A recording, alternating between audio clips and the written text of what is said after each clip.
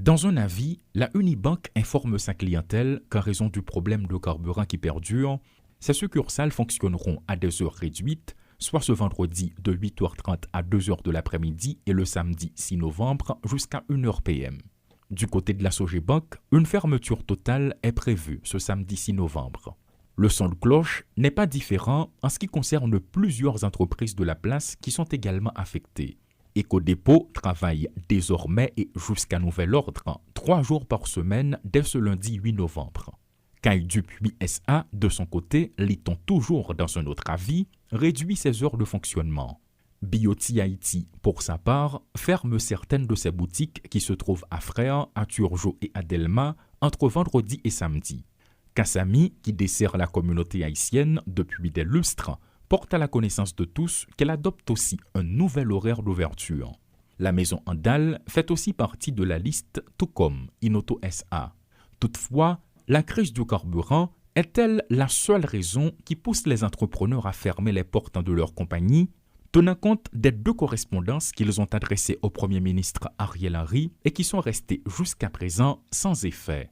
Plus de 5 mois depuis que la pénurie de carburant bouleverse la vie nationale et voilà, au final, dans quelle impasse se trouve le pays.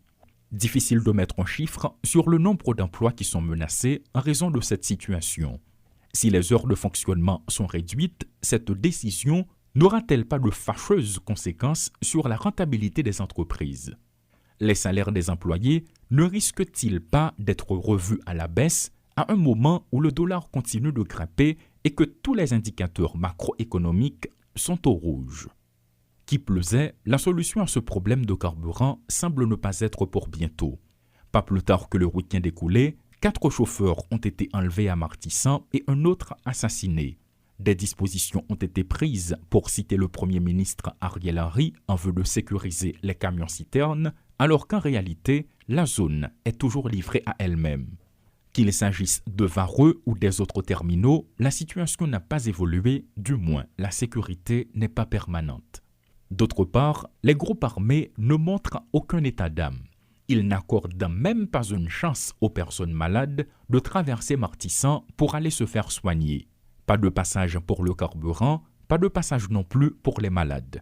Les bandes armées sont aux commandes et la réalité est telle qu'elle. Depuis le mois de juin, l'entrée sud de la capitale est paralysée et il est clair que les autorités ont perdu tout contrôle ou qu'elles n'ont pas la volonté de changer la donne, diraient certains, d'où l'insécurité qui bat son plein. Il y a environ une semaine de cela, à Delma et à Pétionville, des individus circulant à bord de motocyclettes ont dépossédé des campistes. Des coups de feu ont même été entendus selon des riverains. 4 mois après l'assassinat du président de la République, le pays va de mal en pis. Chaque zone a son commandant, des citoyens meurent quasiment tous les jours, pas une semaine ne passe sans que soient recensés au moins 2 cas de kidnapping et adieu les loisirs selon les constats. À moins de 2 mois des fêtes de fin d'année, même les bals sont rares.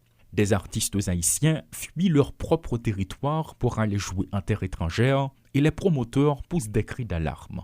Nul besoin d'aller faire des recherches pour en trouver la raison, il s'agit de l'insécurité. Le pays est à présent dans ce contexte où même le Premier ministre Ariel Henry, dans son adresse à la nation qui remonte à 8 jours, soit vendredi dernier, dit constater, tout comme les simples citoyens.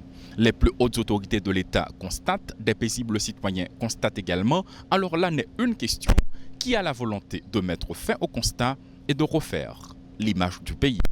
Claude Désir et Rodolphe Pierre-Louis pour Télé Métropole.